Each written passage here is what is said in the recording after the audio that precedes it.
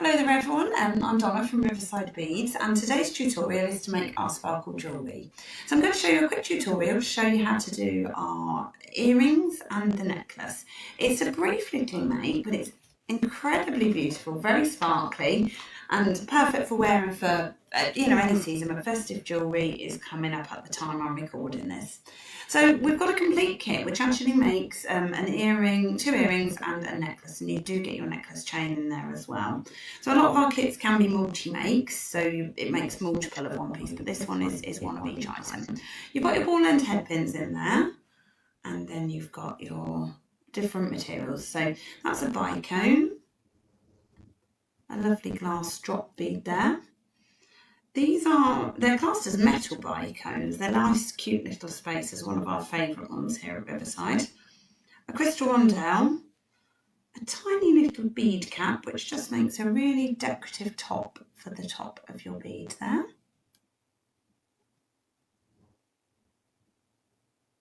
That should do that for you. And then we'll continue on with another bicone. In the metal bicones, and then another glass bicone. So that is how we make our little earring. So that's your build up of beads. To make the earring, let's just move some of these bits out of the way. These are quite long head pins. You do cut a fair bit off of that. So cutting pliers first, around 1 centimetre above the top of the bead, somewhere like so. Always point it down into your mat to avoid it pinging off. And then we take our round nose pliers. Now you bend that at a 90-degree angle. I do sometimes find if you just bend tight to the top of the bead, you can crack the top of the bead and you don't always get it close. So if you're able to, push it down with your finger without stabbing onto the end. You sort of push down somewhere about there. Round nose pliers to the end of the pin there, so you can't sort of see it sticking out at all. And then you roll. When you can't go anymore, you release your grip, but I tend to leave it in there and drop it back into the loop and then continue to roll until that's closed. Hopefully we'll just take a little look at that. We've got ourselves a little loop. So that is the loop for the earring. And then when we want to attach the actual ear wire to it, we take flat nose pliers. And we can either flip open the top of that or the bottom of the ear wire. So I'm going for the bottom of the ear wire there. Hook that on. And flip that closed again. And then you've got yourself one of your earrings. So make your other pair of earrings to go with that from the set. Now the little pendant is made with similar beads, but just a few extra bits of sparkle to make a bit more of a feature. So it's done onto a ball head pin again, with the bicone there at the bottom, one of the teardrops. There's similarities in the pattern.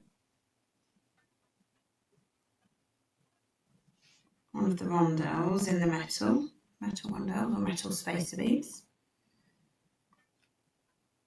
Crystal rondelle and a bead cap, so the nice filigree bead cap again. So that bit is a similar look to the earring, but then we go on with a larger crystal rondelle, which just starts to expand the size of this piece. Then we put this, which is a very large hold bead, but when it goes on top of the rondelle, it sits really well, and you've got those lovely inset crystals all around that, which is just absolutely stunning. Then we continue with a slightly different colour crystal on there just to coordinate. And a diamante rondelle as well. Now, these are metal, they have little dips either side of them, and this particular one is a gorgeous blue crystal spinning around there. So I use a lot of the clear ones, but for some of the projects, if you can get a coordinated colour one, they look absolutely stunning. So that's those, and then we finish off just with a little spacer bead, and that sits in there. So to secure that off, it's the same process with your hairpin loop. So cut that around 1 centimetre above the top of the bead. Bend it at a 90-degree angle. It won't crack the bead as much on this one because it's a metal one, but I do sometimes still do that process just to get that nice and tight. Round nose pliers to the end of the pin there. See if I can get this so you can see it a bit closer. Roll. Drop it it back into the loop and carry on your roll there. And then I tend to just take it out and have a little check and make sure we're happy that that's closed and that we haven't distorted the shape of it too much. Just needs tweaking there. There we go. And that is ready to go. Then we've got, in the kit you do have a jump ring. So this is where I've used so far my cutting and my round nose pliers. I pick up my 2 pairs of flat nose, the jump ring,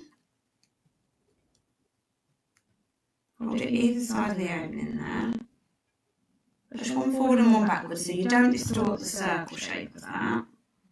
And then you hook that onto there and onto the ready done necklace, which just makes an instant necklace make for you.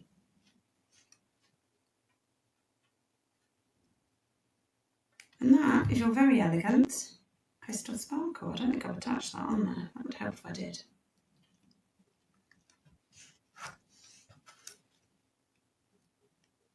Open that up. Try again. Hook it through. There we go. One crystal sparkle necklace. Thanks very much for joining me. We do these lives a couple of times or a few times a month, showing lots of different techniques.